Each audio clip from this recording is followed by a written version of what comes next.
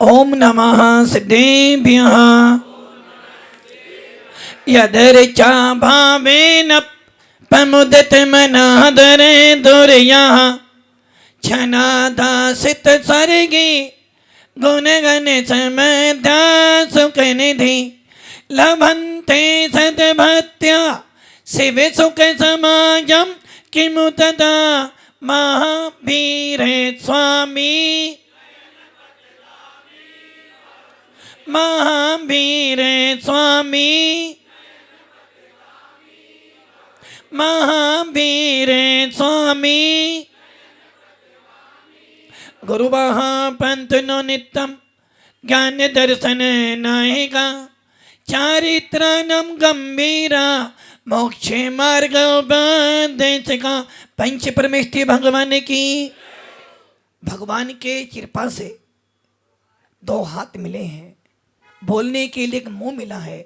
कम से कम लगे कि आपकी जयकारी की आवाज कम से कम भगवान पारसनाथ के पास तो पहुंच जाए, ताकि वो भगवान भी सोचे किसी व्यक्ति ने, किसी भव्य जीव ने मुझे याद। भगवान ऐसा सोचेंगे नहीं। 1000 आदिनाथ भगवान की, अंतिम शासनपति भगवान महावीर स्वामी की, चिंतामणि पार्श्वनाथ भगवान की, आचार्य श्री कुंद कुंद भगवंत की, आचार्य श्री विमल सागर जी महाराज की। अब ऐसे तपस्वी सम्राट की जय बोलना चाह रहे हो, पूरे जैन समाज का, पूरी जैन समाज में ऐसा संत आगे होने वाला, इस काल में तो होने वाला, तो ऐसा तो लगे कि हमें किसी तपस्वी सम्राट का जयकारा लगाया, ताकि जीवन में कम से कम उनके चरणों की धूल तो बन जाए और हमारे में वो सामर्थ्य आ जाए कि हम भी ऐसी तपस्या की भावना व्यक्त कर लें। परम पूज्य आचार्य गुरुदेव सनमती सागर जी महाराज की, 3 करोड़ 9 करोड़ मुनि राजों की, द्वादशांजनवनी माता की। बोले परम पूज्य आचार्य सुंदर सागर जी महामुनिराज की, मुनिराज की, मुनिराज की। ऐसा लगता है कि आपकी आवाज दिल्ली तक पहुंच चुकी है। नमोस्तु गुरुदेव।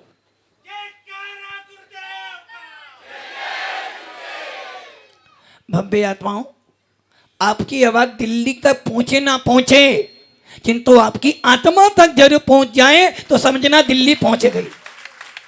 दिल्ली आवाज पहुंच जाएगी तो सरकार गिरेगी, दिल्ली आवाज जाएगी तो सरकार गिरेगी, और यदि आत्मा में आवाज जाएगी तो कर्म अपने आप चूर चूर हो जाएंगे।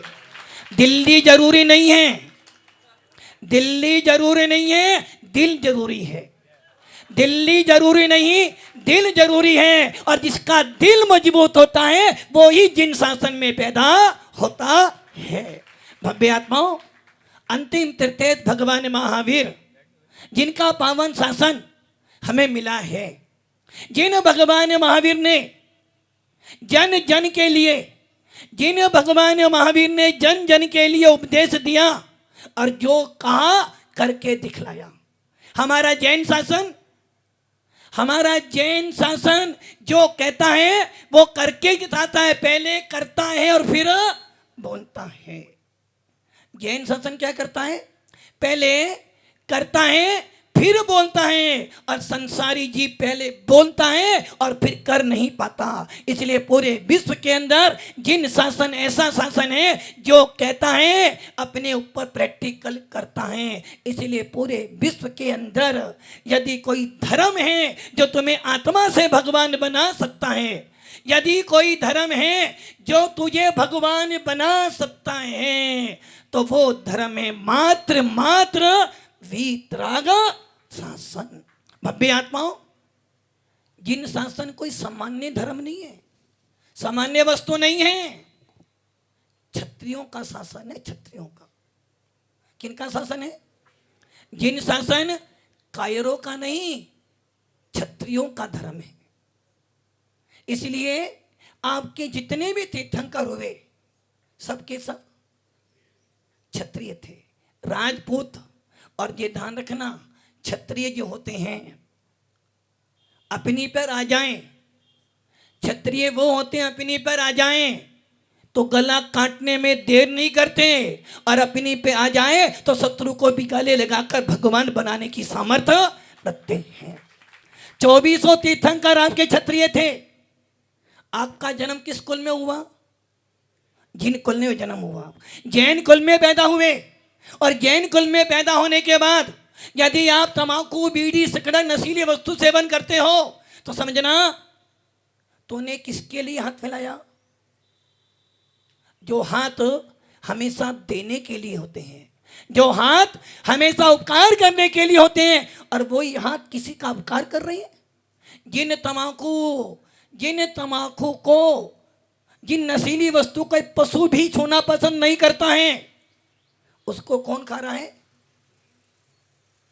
तीर्थंकरों के कुल में उत्पन्न होने वाला जैन खा रहा है। अरे भव्य आत्माओं, तुम अरहंतों की संतान हो। किनकी संतान?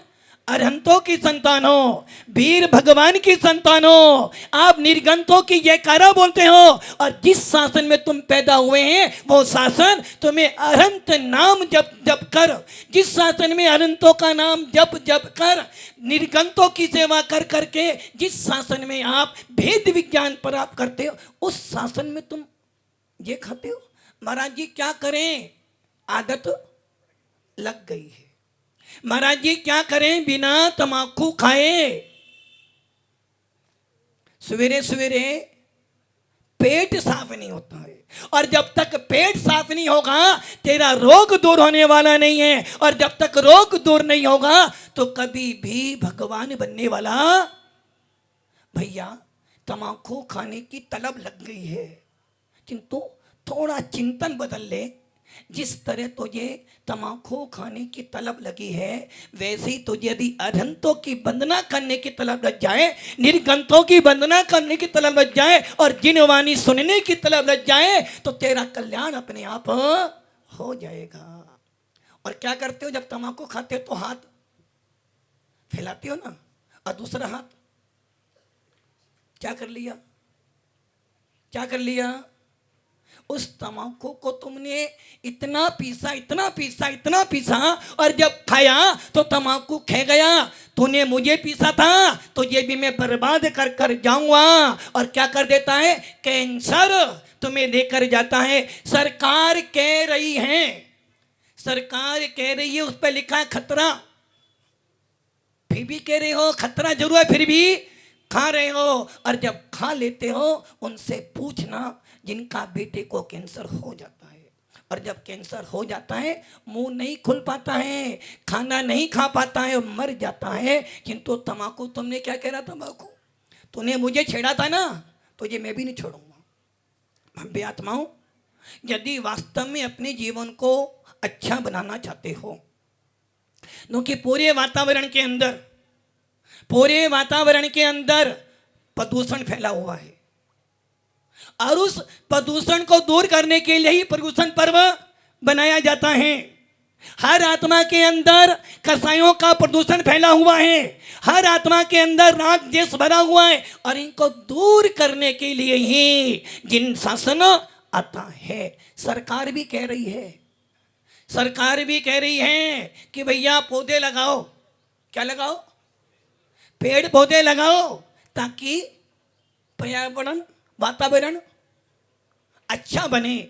वातावरण अच्छा होगा तो 80 सांस ले पाओगे, और जब वातावरण अच्छा होगा तो तेरी सांस अच्छी निकलेगी, और जब तेरी सांस अच्छी निकलेगी तो तेरी सोच अपने आप बढ़िया बनेगी, और जब सोच तेरी बढ़िया होगी तो तेरी कसाई अपने आप कम हो जाएगी, और जब कसाई कम हो जाएगी तो तेरा मन धर्म ध्यान में लग जाएगा, और जब तेरा मन तेरा धर्म दान में लग जाएगा तो कर्मों की निजरा।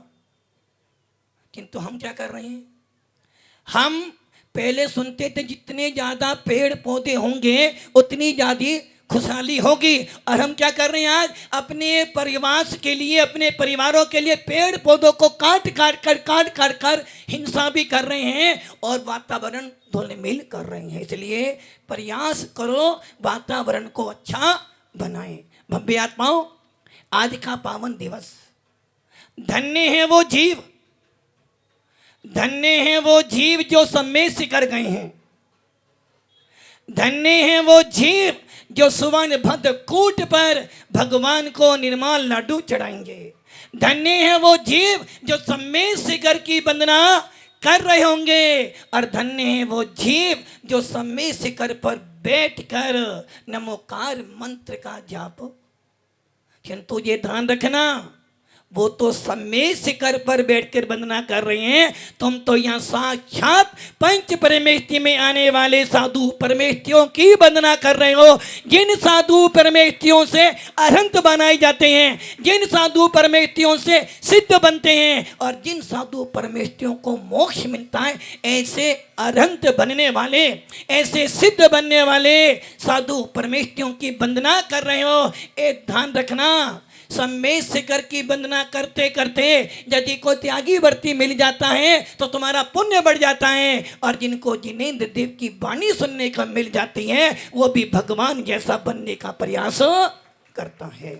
भव्य आत्माओं, आज के दिन भगवान पारसनाथ ने मोक्ष प्राप्त किया।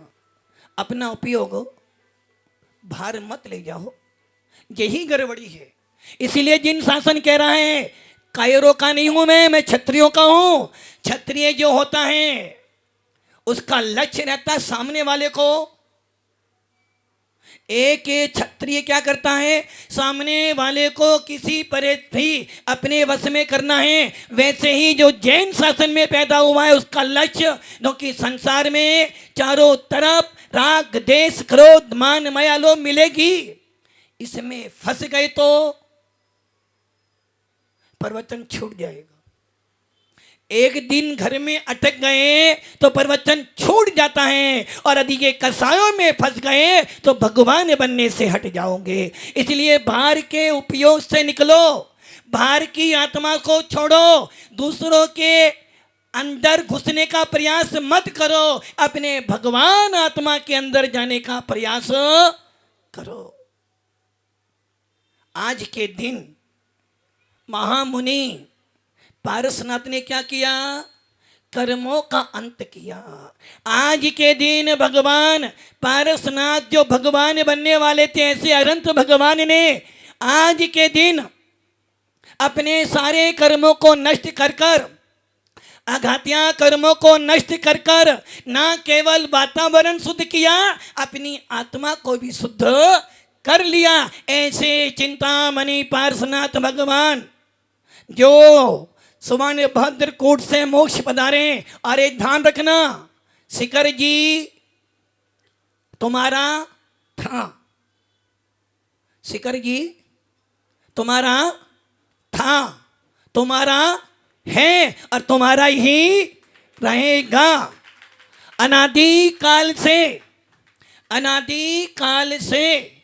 शिखर जी तुम्हारा था, तुम्हारा है, और अनंत काल तक शिखर जी तुम्हारा रहेगा। कितनी गवर्नमेंट बदल जाए, कितने ही उपसर्ग हो जाए, किंतु जिन शासन डरने वाला नहीं है। हम भगवान महावीर की संतान हैं, गले लगाना भी जानते हैं तो जवाब देना भी जानते हैं। हमारे शासन में सिखाया है, हम तो उस देश में रहते हैं जहाँ शत्रुओं को भी गले लगाया जाता है, किंतु हमारे शास्त्रों में, हमारे शासन ने, हमारे गुरुओं ने ये बतलाया है, कोई एक थप्पड़ मारे, कोई एक थप्पड़ मारे तो गलती से मारे तो माफ कर दो, मजाक में मारे तो हाथ मिला लो, और यदि वो तुम्हें जान से मारने का प्रयास करे तो अपना बचाव जरूर करना दो कि हम कायर नहीं हैं। चर्चा चल रही है आपकी कसाईयों की। कसाई कितनी होती हैं? कसाई कितनी होती हैं? क्रोध मान माया लोभ। कसाई होती हैं 4। क्रोध भी 4 प्रकार का, मान भी 4 प्रकार का, माया भी 4 प्रकार की, और लोभ भी। अब ये टटोल लेना अपनी अपनी आत्माओं को, आप कौन से ज्ञानी हो? अपने अपने मन को टटोल लेना, तुम कौन से ज्ञानी हो? तुम्हारी कौन सी कसाई उत्पन्न हो रही है और तुम्हारा कौन सा गुणस्थान है। ये ध्यान रखना, कसाए हैं तो तेरा गुणस्थान है, कसाए नष्ट हो गई तो भगवान बन जाएगा। और यही कारण है भगवान पारसनाथ के जीव को जब तक कसाई बनी रही मोक्ष नहीं मिला। याद कर लो, कमठ का जीव क्या किया? कमठ ने क्या किया था?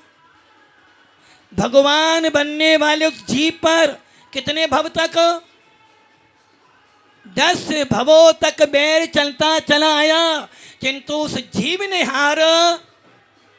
ये ध्यान रखना, मेरा बुरा कोई कर सकता नहीं, मेरा बुरा कोई कर सकता नहीं, और मैं किसी का बुरा।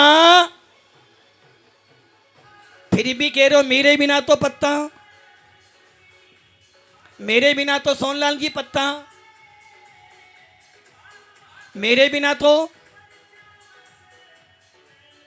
सुमित जी क्या महाराज, मेरे बिना तो। ये ध्यान रखना, तेरे बिना पत्ता ना हिले हो सकता है, तेरे बिना काम ना बने हो सकता है, किंतु तेरे बिना तेरा काम कभी चलने वाला नहीं है। दुनिया का काम मेरे बिना नहीं चलेगा ये तो याद है, किंतु मेरे बिना कुछ नहीं होगा इसका याद नहीं है। ये कसाई जो हैं, ये कसाई मेरी शत्रु हैं। हमने क्या किया है? किनको शत्रु माना? हमने शत्रु किनको माना? बाहर वालों को शत्रु माना, किंतु हमारा शत्रु कौन है? जो अंदर मेरी कसाएं बैठी हैं वो ही मेरा शत्रु है। बाहर के शत्रु 1000 हो कोई फर्क पड़ने वाला नहीं, सारी दुनिया मेरे विरोध में हो कोई फर्क पड़ने वाला नहीं। यदि मेरे अंदर की कसाएं शांत हैं तो मेरा हमेशा हित होगा, और यदि मेरे अंदर की कसाई जाग गई तो बाहर एक भी शत्रु ना हो मेरा पतन हो जाएगा। इसलिए आचार्य भगवंत कह रहे हैं ये कसाई तेरी शत्रु हैं, इनको जीत। और इनको जीतने का उपाय क्या है? जिनवाणी का अध्ययन, निर्गंथों की संगति और जिन शासन का आलंबन। जब जिन शासन का आलंबन लेगा, निर्गंथों के सानिध्य में बैठेगा और जिन वाणी सुनेगा तो अपने आप भाव परिवर्तित होंगे। इसलिए आचार्य कह रहे हैं पहली कसाई अनंतानुबंधी। कौन सी कसाई? अपने अपने मन को टटोलना कि मैं कौन हूं। अनंतानुबंधी, अनंत प्लस अनुबंधी। क्या कर रही है? अनंत प्लस अनुबंधी। जो अनंत का अनुबंधन कराती है उसे कहते हैं अनंतानुबंधी। अनंत संसार को जो बांधती है उसे कहते हैं अनंतानुबंधी। अनंत संसार का कारण है मिथ्यात्व। अनंत संसार का कारण कौन है? मिथ्यात्व। जो अनंत संसार के कारण मिथ्यात्व को बांधती है उसे कहते हैं अनंतानुबंधी। समझ में आ रही है ना बात? जो कसाए टटोल लेना अपनी आत्मा को, जो कसाए तेरे को, जो कसाए तेरे को झुकने ना दे, जो कसाए तेरे को जिनेंद्र देव के दर्शन करने ना दे, जो कसाए तुझे जिनवाणी सुनने ना दे, वो कसाए हैं अनंतानुबंधी। जो कसाए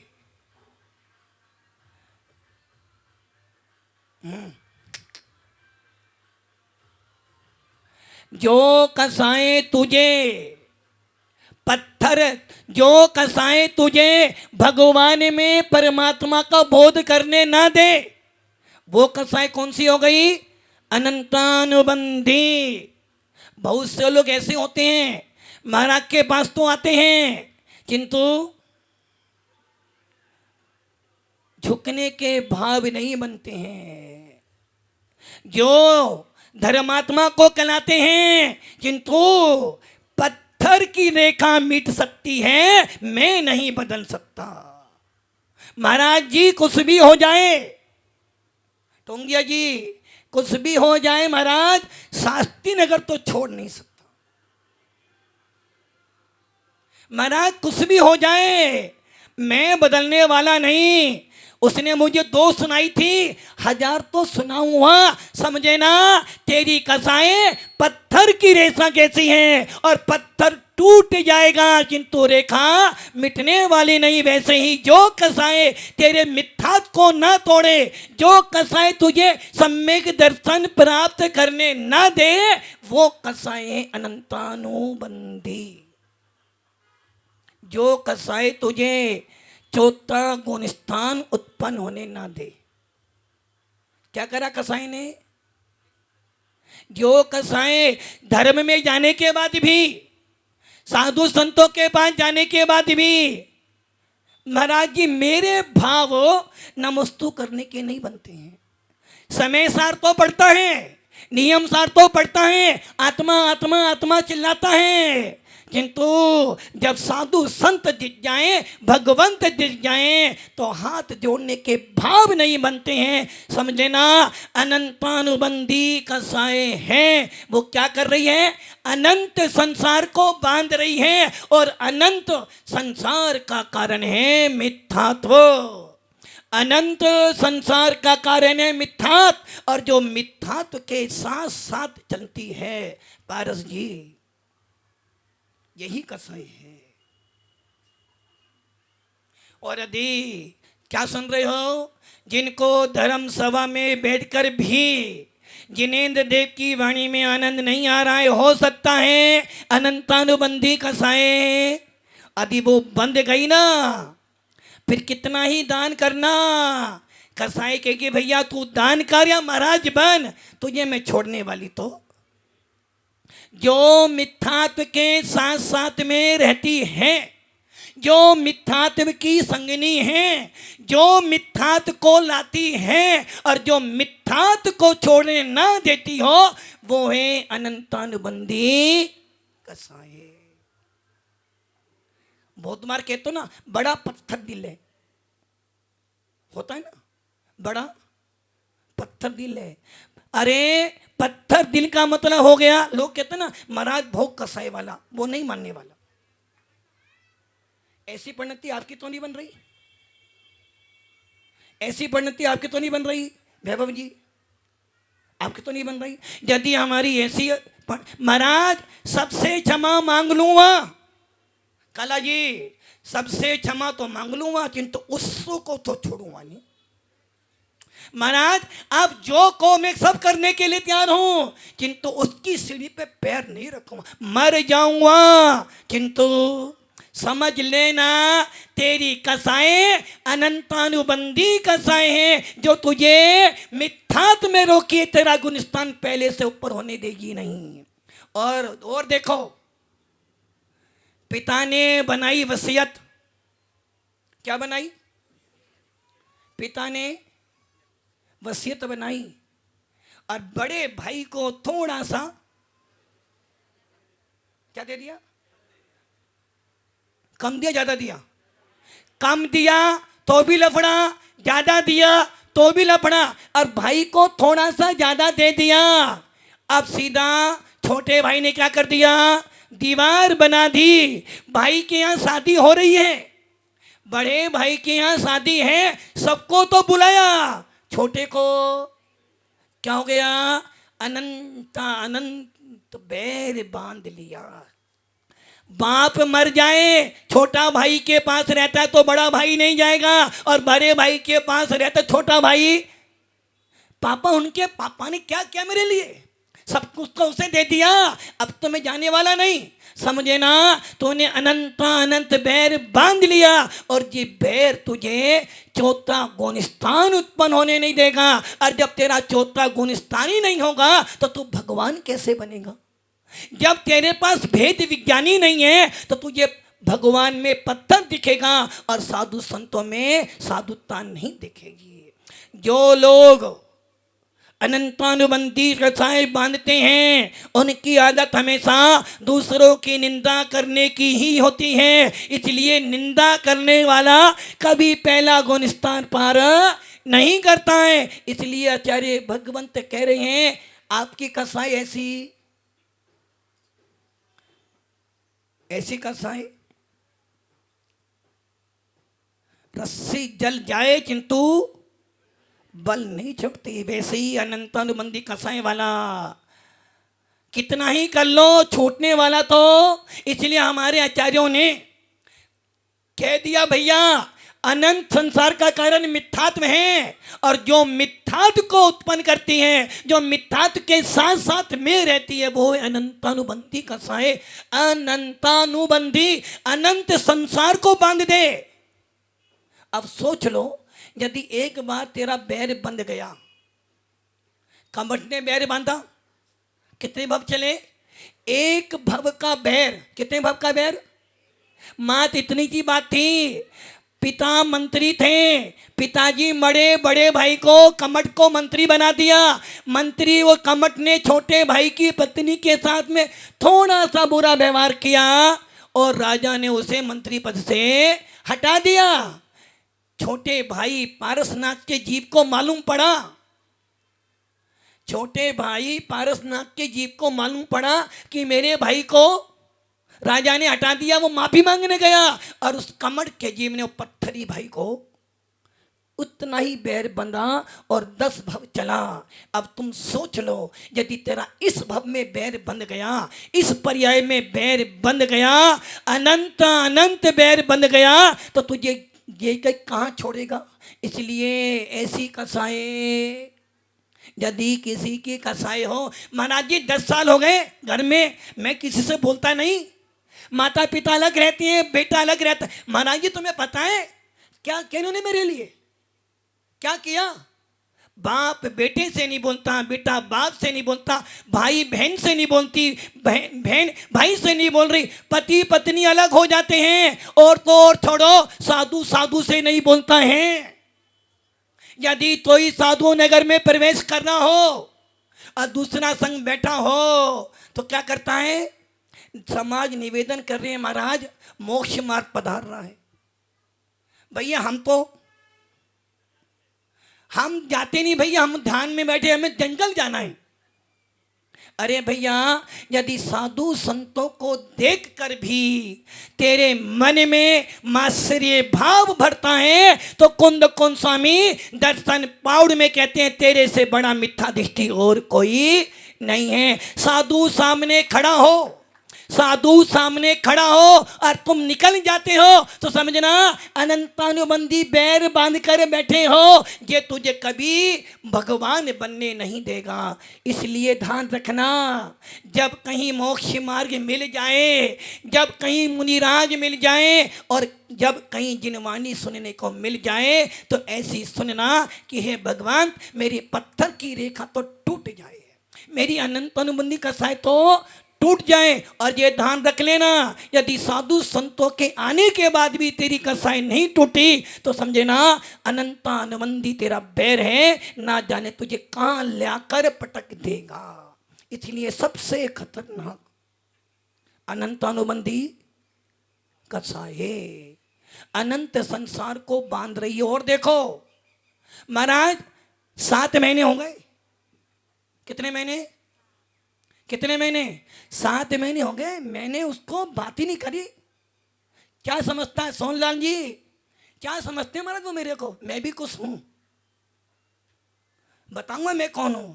7 महीने हो गए, समझ लेना यदि तेरी कसाई 6 महीने से ऊपर हो रही है। कितने महीने से?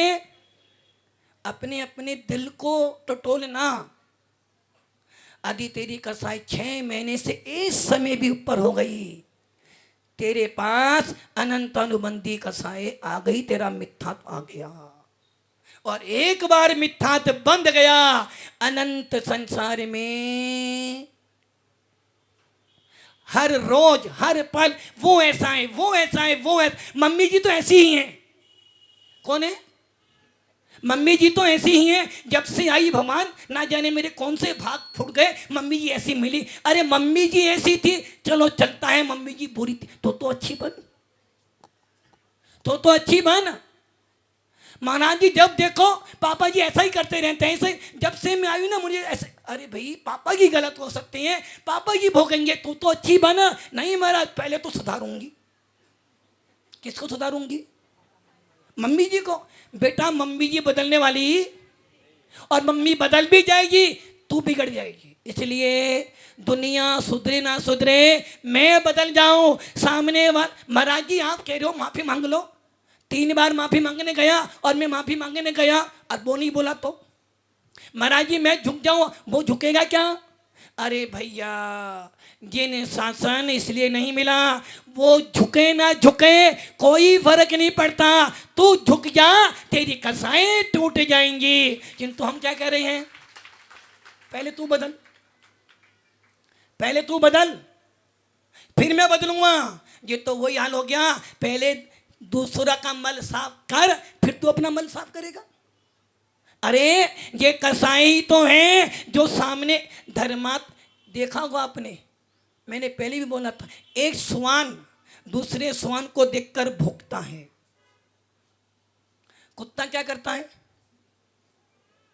अपने को देखकर, कुत्ता क्या करता है? अपने को देखकर प्यार करता है और दूसरे को देखकर भूखता है। हम कैसे ज्ञानी हैं? अपनों को देखकर भूखते हैं और पराई को गले लगाते हैं। अपने घर में माता पिता बेचारे तोस रहे हैं, बेटा आएगा पोता आएगा, और जय जिन्होंने बोले गले, बाजार में तो सबको दान दे रहे हो और घर वाले सोच रहे हैं कि भैया आएगा तो राखी, किंतु मर जाऊंगा बहन के यहाँ तो जाऊंगा ही नहीं। कौन सी कसाई? कभी प्यासे को पानी पिलाया नहीं, बाद अमृत पिलाने से क्या फायदा। दुनिया भर का तो दान कर रहे हो, और वो करोड़ रुपए दान कर रहे हो किसके लिए? सिर्फ कसाई के लिए, नाम के लिए। और नाम के लिए दिया गया दान कभी काम में नहीं आने वाला, और भक्ति से दिया गया दान मुसीबत में काम आता है। इसलिए बंबे आत्माओं, कसाई तोड़ो, अनंत अनुबंधी बैर तोड़ो। यदि ये टूट जाएगा, यदि ये बैर टूट गया, ये कसाई जीत ली, गुलिस्तान चौथा हो जाएगा, और जिसका चौथा गुलिस्तान हो गया, मोक्ष जाने का परमिट मिल गया। नमोस्तु शासन में तुझे भगवान कहने का दर्जा मिल गया। और जब तक ये कसाएं बैठी हैं, भगवान होने के बाद भी भगवान नहीं कहा जाएगा। और जिस दिन तूने अनंत अनुबंधी कसाई तोड़ दी, तुझे एक देश जीना, तुझे मुमुक्षु, तुझे भव्य जीव, तुझे ज्ञानी जीव की उपमा मिल जाएगी। इसलिए भव्य आत्माओं, सूत्र बांध लो। किसी से भी लड़ाई हो जाए, किसी से भी मारपीट हो जाए, मारपीट करो करो, किंतु करने के बाद गांठे मत बांधो। यदि 6 महीने हो रहे हैं तो सोच लेना, खम्मामी सब जीवनाम सबवे जीवा खेमंत में, मिट्टी में सब भूदेशो वेरम मंजम न के भी। और यदि 6 महीने से एक समय भी ऊपर हो गया, समझना अब तेरा मिथ्यात कर्म का उदय आ गया है, अब तुझे भगवान भी सुधार। जिन वाणी सुनते हैं नहीं समझ में आ रही, क्यों नहीं आई? तो उन्हें कसाई बंधी थी। इसलिए भव्य आत्माओं, जिनकी कसाई बंध गई है, जिनको 6 महीने से ऊपर, जिन्होंने अपने घर वालों से नहीं बोले हैं, या जिनका दोस्तों से कसाई बन गई, 7 महीने 8 महीने हो गए हैं, या जिनके आपस में बैर बंधे हैं, आज ही जाना, भले वो सामने वाला उबल जाए। शुभम भैया है, कुछ तो है, सामने वाला उबल जाए, सामने वाला तुम्हें गाली भी दे दे, तुझे मार भी दे, जाकर बोलना भैया क्षमा करना, क्षमा करना, सभी मुझको क्षमा करना। वो तुझे मारेगा, उबलेगा, किंतु उसके उबलने से तू मत उबलना, तू शांत रहना, तो तेरी कसाई टूट जाएगी और तू भगवान शासन में भगवान कहने का अधिकार प्राप्त। तो भव्य आत्माओं, आज मुकुट सप्तमी है, भगवान ने मोक्ष प्राप्त किया, कम से कम हम अपनी अनंतानुबंधी कसाई तोड़ दें।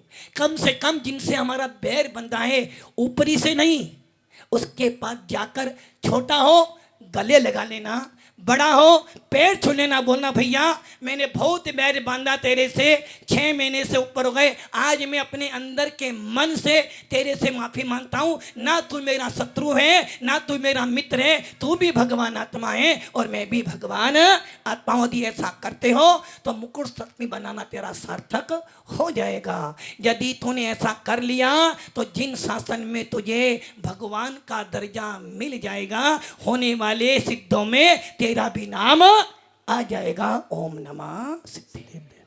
बोलिए परम पूज्य आचार्य सुंदर सागर